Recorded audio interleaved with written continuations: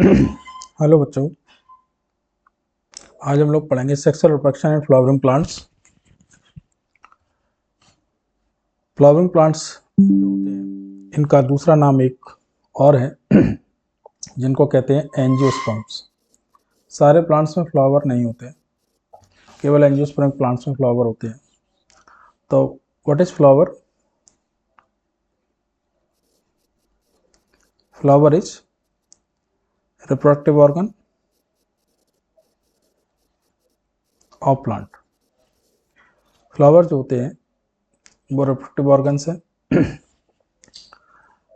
आज के इस वीडियो में फ्लावर स्ट्रक्चर्स को पढ़ेंगे, उनके फंक्शंस को पढ़ेंगे और इससे जुड़े जितने भी PYQs हैं 2025 सेट में पूछे गए हैं उन सारे क्वेश्चंस को सॉल्व करेंगे। आपको क्या समझना है और कैसे लिखना है इन सबको बताया जाएगा। वीडियो को लास्ट तक जरूर देखें। जिन लोगों ने अभी तक सब्सक्राइब नहीं किया है सब्सक्राइब जरूर कर दें। किसी भी फ्लावर में फ्लावर जो होते हैं वो दो टाइप के होते हैं, या तो फ्लावर यूनिसेक्सुअल होगा या फ्लावर डायोसियस होगा। यूनिसेक्सुअल मीन्स जिसमें केवल एक सेक्स ऑर्गन है। डायोसियस या यूनिसेक्सुअल एक ही बात होती है। Dioecious means both sex organs are in different individual. तो इस तरीके से जो पपाया है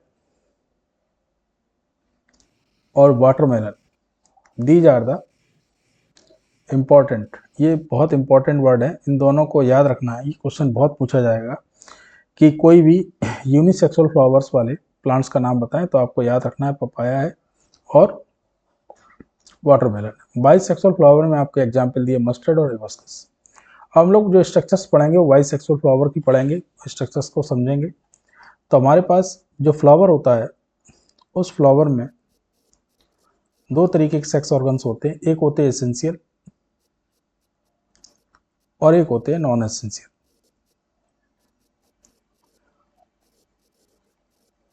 एसेंशियल जो होते हैं इनमें गैमेट्स बनते हैं और जो नॉन एसेंशियल होते हैं वो केवल फर्टिलाइजेशन में हेल्प करते हैं, help in fertilisation.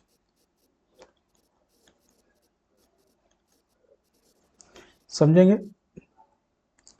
Essential part में सबसे पहला पार्ट होता है मेल पार्ट, जिसको कहते हैं एंड्रोसियम, और इसकी जो यूनिट होती है उसको कहते हैं स्टेमन।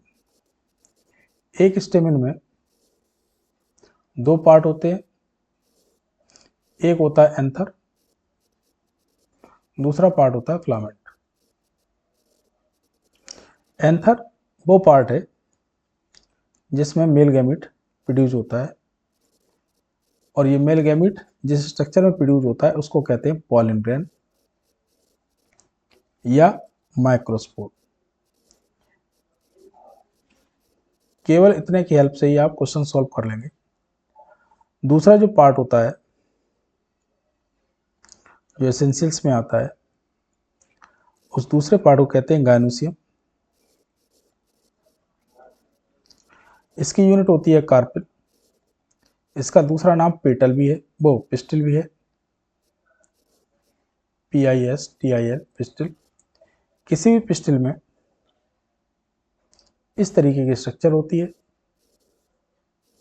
इसके तीन पार्ट होते हैं।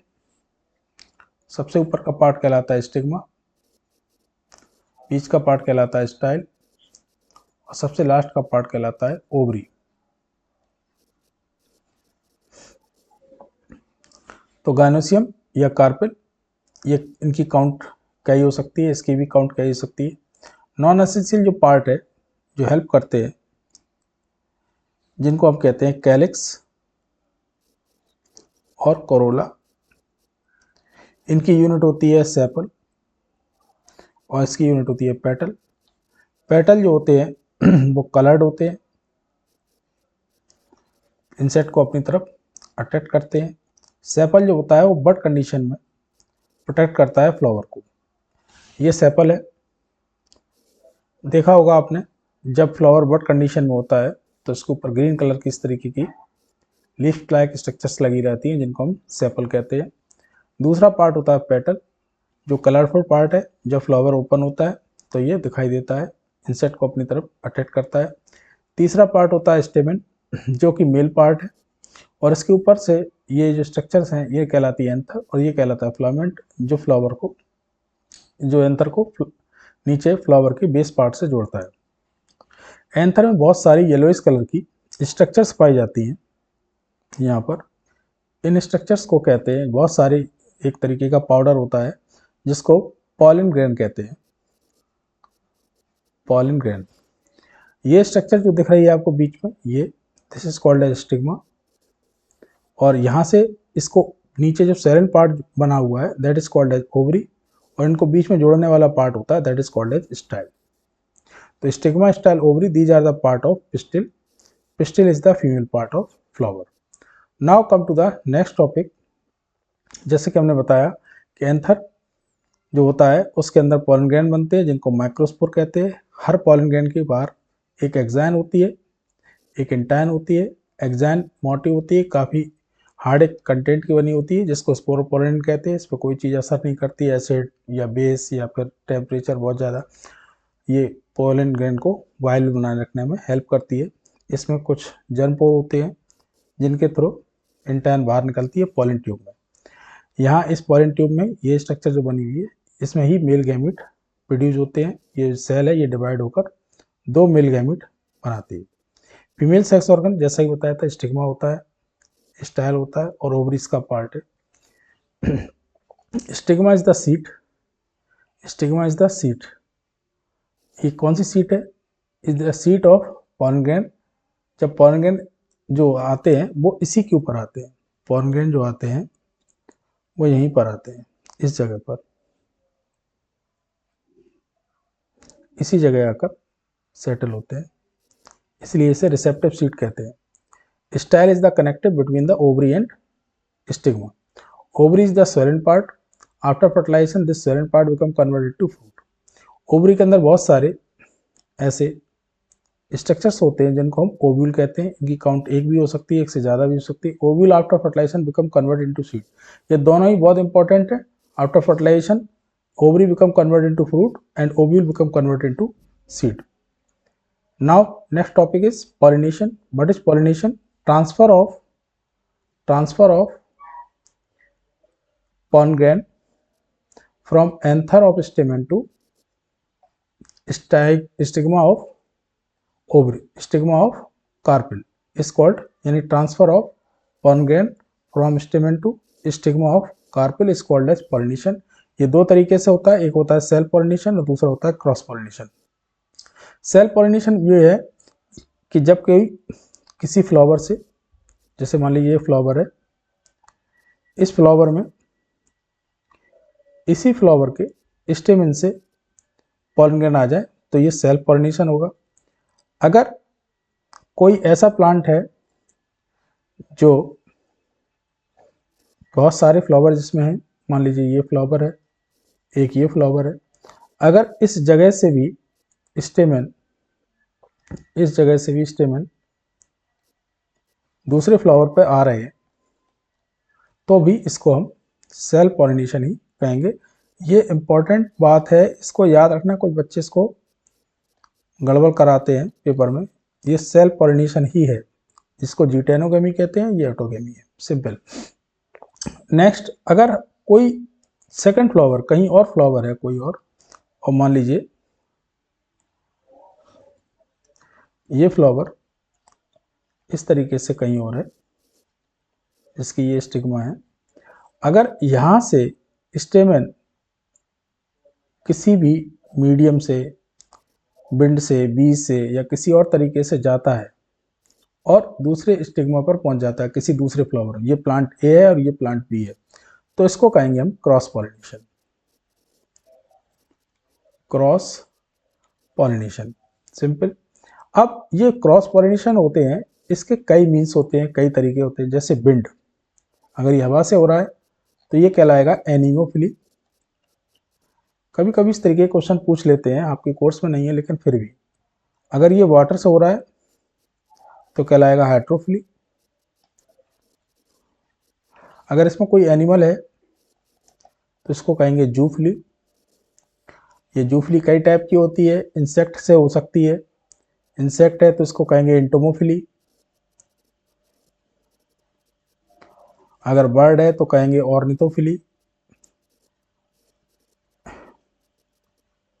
इसको एक छोटे शॉर्ट में हमने क्लियर किया है, आप चाहे तो उसको देख सकते हैं। अब ये पॉलन ग्रेन यहाँ पर आ गया, जो आपकी स्टिग्मा है, ये स्टिग्मा है, इसके ऊपर ये पॉलन ग्रेन आ चुका है। अब इस स्टिग्मा पर ये पॉलन ग्रेन आकर जर्मिनेट करेगा, जर्मिनेशन करेगा, और जर्मिनेशन करने के बाद इसमें दो मेल गैमीट बनेंगे। सपोज करिए एक मेल गैमीट ये है और एक मेल गैमीट ये है, जैसे इसमें दिखाया गया ये मेल जर्म सेल है, जैसे ये दिखाया गया है। तो ये male germ cell also called as male gamete. ठीक है, ये मेल गैमीट यहाँ आएंगे, ये अंदर की तरफ जाएंगे। ये जो स्ट्रक्चर है this is called as ovule, और जिस पार्ट के अंदर है that is called as ovule. और ओव्यूल के अंदर भी एक स्ट्रक्चर है जिसको हम कहते हैं एम्ब्रियो सेक। इस एम्ब्रियो सेक में ही हमारा फीमेल गैमीट मौजूद है या फीमेल जर्म सेल मौजूद है, जिसको हम कहते हैं एग। तो ये मेल गैमीट इस एग से या फीमेल गैमीट से फ्यूज हो जाएगा। तो फ्यूजन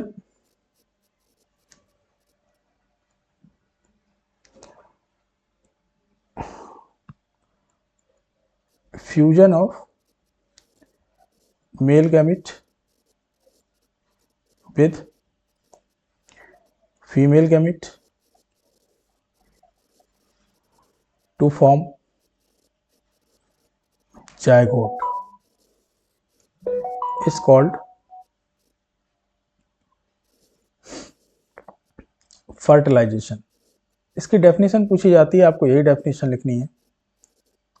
अगर पॉलिनेशन की डेफिनेशन पूछी जाती है तो हमने ये पॉलिनेशन की डेफिनेशन लिखवा दी है। यहाँ पर अगर इसकी डेफिनेशन पूछी जाती है तो इस डेफिनेशन लिख देंगे fusion of male gamete with the female gamete to form zygote is called fertilization. यही जायगोट आगे चलकर एम्ब्रियो बनाएगा, और ये एम्ब्रियो उसी ओव्यूल के अंदर रहेगा।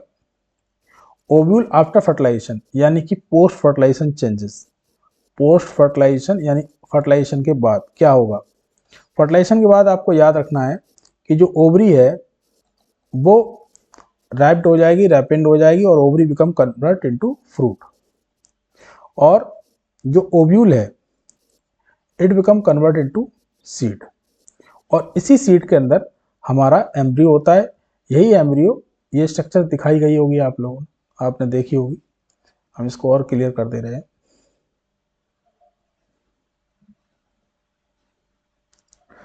ये स्ट्रक्चर दिख रही होगी, जैसे कि इसमें एक आपको सीड दिखाया गया होगा, जैसे चना दिखाया गया इसमें। तो यहाँ पर ये कॉटिडन्स हैं इसके, और यहाँ पर दो स्ट्रक्चर दिख रही हैं, एक ये स्ट्रक्चर है प्लम्यूल और दूसरी स्ट्रक्चर है रेडिकल। रेडिकल जो होती है वो रूट में कन्वर्ट हो जाती है, और जो प्लम्यूल होता है that become converted to stem या सूट। सूट और स्टेम एक ही बात होती है। तो ये फ्यूचर रूट है और ये फ्यूचर स्टेम है।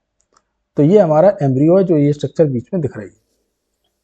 ठीक है, ये एम्ब्रियो स्ट्रक्चर है, और ये जो स्ट्रक्चर है कॉटिडन्स, इनमें फूड स्टोर रहता है ताकि ये जर्मिनेशन आसानी से कर सके। आपके कोर्स में केवल इतना ही दिया गया है, आपको केवल इतना ही पढ़ना है। इसमें PYQs हैं वो और देख लीजिए थोड़ा सा। डिफाइन फर्टिलाइजेशन, जैसा कि हमने बताया इसका एग्जाम, इसको हमने डिफाइन भी कर दिया है। जायगोट किस में कन्वर्ट होगा? Zygote become converted to embryo, और एम्ब्रियो भविष्य में क्या बनाएगा? एक खुद में प्लांट बनाएगा। ये ओव्यूल क्या है? Ovule become convert into seed, और ओवरी क्या है? Ovary become convert into fruit. स्टेमन क्या है? ये श्रेडेड हो जाएंगे, गिर जाएंगे, इनका कोई काम नहीं। और ऐसे ही कैलेक्स और कोरोला यानी कि जो पेटल और सेपल है वो भी खत्म हो जाएंगी, डिसइंटीग्रेट हो जाती है। लेकिन इसमें क्वेश्चन कहीं दिया गया है कि जो कभी कभी किसी प्लांट्स में स्ट्रक्चर्स बनी रहती है, जैसे कि ये स्ट्रक्चर्स हमने आपको बता दिए, आपने देखा होगा इस प्लांट को, जैसे कि ये ब्रिंजल है। ऐसे ही आपने देखा होगा ये स्ट्रक्चर जैसे टमाटर है, जिसमें ये आपके, ये तो ओवरी हो गई, ये ओवरी हो गई जो फ्रूट में कन्वर्ट हो गई। लेकिन ये क्या है? What is this? This is calyx. यहाँ पर कैलेक्स जुड़ा हुआ है, परसिस्टेंट है इसमें, कैलेक्स इसमें गिरा नहीं है। टमाटर में काफ़ी गिर जाता है, लेकिन उसमें जो ब्रिंजल है उसमें नहीं होता। नेक्स्ट इज, इसमें दिया है plant like rose and banana have the capacity to produce. ये सेक्सुअल रिप्रोडक्शन हमने क्लियर करा दिया, ये प्रोड्यूस नहीं करते सीड को। Next question, in bisexual flower male gamete are present in, तो हमने इसका आंसर पहले ही बता दिया, तो इसका आंसर है एंथर। और क्वेश्चन है ये identify the part x y and, figure में ये बताया गया। देखो इसमें आपको कंफ्यूज कर दिया है इन्होंने ये यहाँ पर वाई स्ट्रक्चर लिखा हुआ है और आइडेंटिफाई करने के बाद उन्होंने पूछा name the yellowish coloured structure produce by the part लेवल एज बाई। इन्होंने बाई जो लेवल किया है वो स्टेमन को लेवल किया है, और येलोइश कलर जो स्ट्रक्चर है वो एक्चुअल में पॉलन ग्रेन है, क्योंकि पॉलन ग्रेन स्ट्रक्चर ही है जो आगे पहुंचती है। फिर उन्होंने कहा write the name of the process by which the transfer to part लेवल एक्स, तो ये प्रोसेस कहलाती है पॉलिनेशन। फिर उसके बाद कहा explain the process of seed formation the flowering plant, तो फर्टिलाइजेशन लीडिंग टू फर्टिलाइजेशन का पॉलिनेशन लीडिंग टू फर्टिलाइजेशन में हमने प्रोसेस पूरी बता दी किस तरीके से बनता है। इसका प्रोसीजर क्या है, सबसे पहले स्टिग्मा पर पॉलन स्टक हो जाएंगे, फिर इससे जर्मिनेशन होगा, पॉलन ट्यूब बनेगी, पॉलन ट्यूब से मेल जर्म सेल आपकी डिलीवर होंगी फीमेल गैमिट तक, और फीमेल गैमिट ओव्यूल के अंदर होता है, this ovule become converted to seed. इसको इसी सीक्वेंस में लिख दिया जाएगा पॉइंट वाइज। एक क्वेश्चन और है इसका, क्वेश्चन ये है right the one function of each of the following in a seed, तो सीड कोट का काम क्या है, protection of seed, protection of seed. Actual में ये ओव्यूल जो होता है उस ओव्यूल में इंटेगुमेंट स्ट्रक्चर्स होती हैं इस तरीके से, यही सीड कोट कहलाती है, यही सीड कोट में कन्वर्ट हो जाएंगे आगे चलकर। तो इंटेगुमेंट है, ये आपके एलेंथ में है डिटेल में, इसको आपको नहीं पढ़ना है। कॉटिडन्स होते हैं वो स्टोर फूड करते हैं, फूड को स्टोर करते हैं, store food. Help in generation, germination में ये हेल्प करता है। प्लम्यूल का काम है ये फ्यूचर स्टेम है, स्टेम के रूप में कन्वर्ट होगा, रेडिकल है, it become convert into root.